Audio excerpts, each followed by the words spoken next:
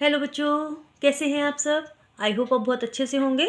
Last video में मैंने आपको कर्मधारय और बहुब्रीहि समास में अंतर बताया था और आज की वीडियो में मैं आपको बहुब्रीहि और द्विगु समास में अंतर बताऊंगी और कुछ ऐसी ट्रिक्स बताऊंगी जिनके चलते आप एकदम सेंटेंस या क्वेश्चंस पढ़ते ही आप एकदम अपने जो है नंबर्स स्कोर कर लेंगे। कम से कम 4 मार्क्स का ये क्वेश्चंस आते हैं इसमें समास के ऊपर, वो आपके स्कोर हो जाएंगे तो आपको ये आपका प्लस पॉइंट हो जाता है। ठीक है, तो ये छोटे छोटे कम कम मार्क्स 2 नंबर 4 नंबर लेते हुए हम जो है पूरे 80 मार्क्स तक पहुंच जाते हैं। इस चीज़ को आप मानते हो? मैं तो मानती हूँ इस चीज़ को कि बूंद बूंद से घड़ा भरता है। इसी तरीके से अगर हम सारे क्वेश्चंस ठीक करते जा रहे हैं तो हमारे स्कोर्स जो हैं, नंबर जो हैं, हम अच्छे से स्कोर कर पाएंगे। ठीक है, आज की वीडियो हम शुरू करें। आप लोग रेडी हैं? चलो। बहुब्रीहि और द्विगु समास में अंतर। पहला पद जहाँ दूसरे पद की विशेषता बताता है। दूसरा पद क्या हो गया? विशेष्य। उसकी विशेषता किस में बताएगा? वो संख्या में बताएगा। तो वहाँ पे कौन सा समास हो जाएगा? द्विगु समास। चलो मैं अब आपको पहले इसके उदाहरण समझाती हूँ। मैंने आपको द्विगु समास जो है पूरा एक इसी में जो है पूरी वीडियो डाल रखी है मैंने। आप उसको पढ़ेंगे तो उसकी डेफिनेशन और पूरे एग्जाम्पल्स आप अच्छे से समझेंगे। पढ़ना आपको पड़ेगा बेटा, हर वीडियो को आप खोलें और देखें। मैं आज ये वीडियो सिर्फ मैं अंतर बताने के लिए, समझाने के लिए कर रही हूँ, इसलिए आप उस पर ध्यान फोकस कीजिए। चलो, चतुर्भुज उदाहरण देखते हैं। पहला, चतुर्भुज में अगर आप ये बोलेंगे 4 भुजाओं का समूह, तो यहाँ पे द्विगु समास हो जाता है। और अगर आप इसी तरीके से बोल देंगे 4 भुजाएं हैं जिसकी, अर्थात भगवान विष्णु, तो यहाँ कौन सा समास हो जाएगा? बहुब्रीहि समास हो जाएगा। कुल मिला के मैं आपको हर वीडियो में जो कहती हूँ, यहाँ पे भी वही बात कह रही हूँ। कुल मिलाकर विग्रह पर निर्भर करता है कि आप यहाँ पे द्विगु समास दिखा रहे हैं या बहुब्रीहि समास दिखा रहे हैं। ये आपके विग्रह पे डिपेंड होता है। अगला उदाहरण है दशानन। अब इसको अगर आप कर्मधारय में देखेंगे तो 10 हैं जो आनन, आनन कहते हैं मुंह को, तो ये कर्मधारय दिखाएगा। 10 मुंह का समूह द्विगु समास बन जाएगा। और 10 मुंह है जिसके, अर्थात रावण, तो ये बहुब्रीहि समास बन जाएगा।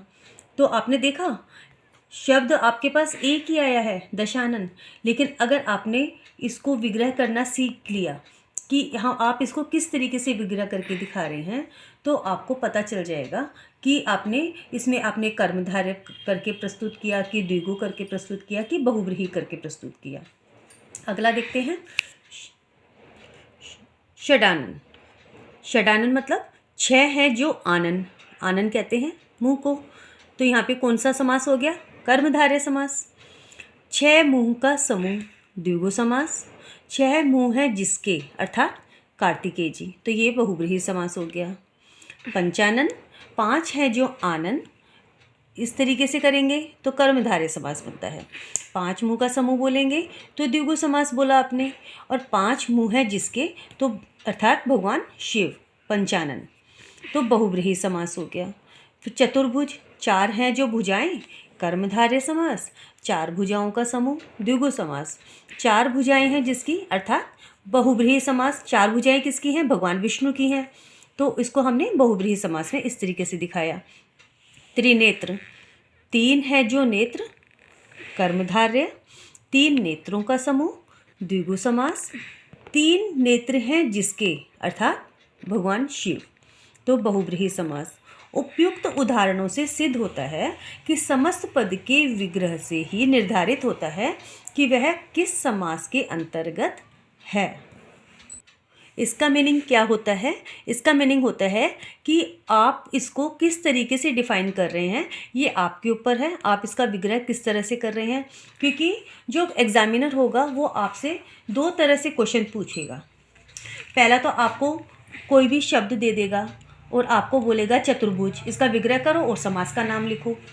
ठीक है, नहीं तो वो उसका विग्रह करके बता देगा, फिर वो आपसे पूछेगा इसका ये कौन सा समास है।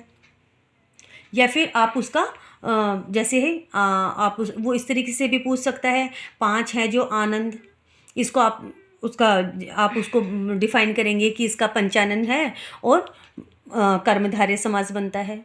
5 मुँह है जिसके, ये कौन सा समास होगा, इसका पूरा क्लियर करो। तो आप वहाँ पे बोलेंगे कि ये तो पंचानन बनेगा और बहुव्रीहि समास बनेगा। तो ये बेटा ये तो इस तरीके से पूछेगा, या फिर वो आपको सीधा वो दे देगा। जैसे मैं आपको कुछ उदाहरण देती हूँ।